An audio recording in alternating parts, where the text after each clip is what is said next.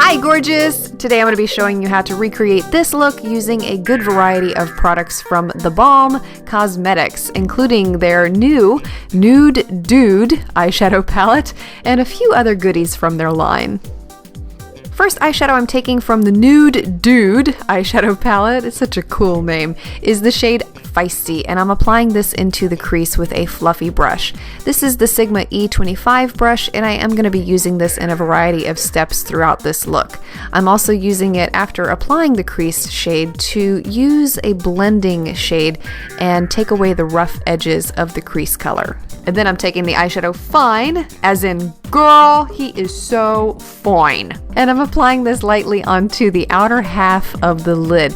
And the reason I'm using a fluffy brush here is to keep the look soft and smoky. So if you were to use something like the MAC 239 brush, it would pack more of the eyeshadow onto the lid. You'd get a little bit of a darker look, but you can see here how light and soft this looks after application. I'm pairing this look up with another little eyeshadow palette from TheBalm. This is their Mont Balm palette, and I'm taking the shade Whistler and applying this onto the inner half of the lid and then blending it back into that shade on the outer half. I am applying this eyeshadow wet. It is one of those that needed a little bit of help to show up, but when you apply it wet, you get the full strength of the eyeshadow. And to finish this look, I'm taking a little bit of the eyeshadow Friendly on the tips of a Wet n Wild brush and working this into the outer crease of the eye, more so into the outer V.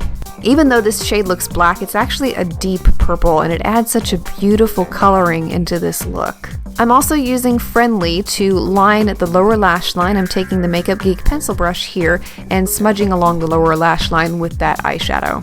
And I'm lining the upper lash line with a liquid eyeliner. This is from Stila. It is their Stay All Day liquid eyeliner. Recently rediscovered this one in my stash, and I have been loving it. Using a new brow product, this is from NYX. It is their eyebrow gel in the shade Blonde, I think.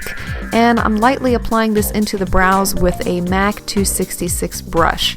Very pigmented eyebrow product, so you don't need much. A little bit goes a long way.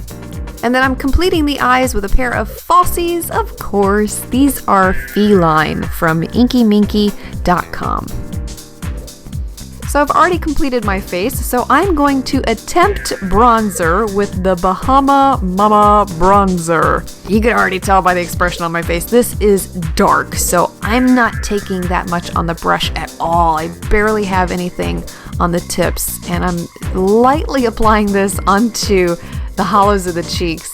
Obviously, if you're darker, you can apply much more than what I am, but a little bit goes a long way if you're really fair. Needless to say, this is one bronzer you will never run out of if you're extremely fair.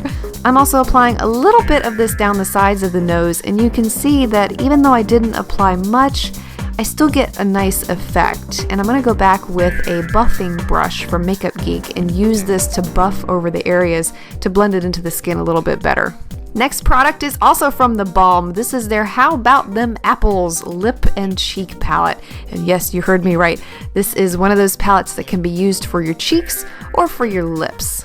And I'm in love with the shade range that is offered in here, and I cannot wait to use more of these. So I'm taking the one on the top row in Cider and applying this onto the apples of the cheeks with the Makeup Geek highlighter brush. Even though it looks like it, I did not apply much.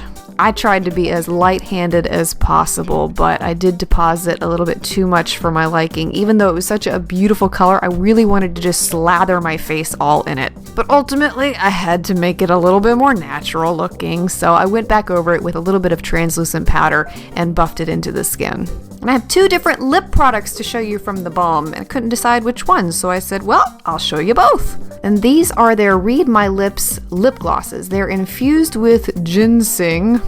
Fancy. And the first one I'm applying here is called Bam.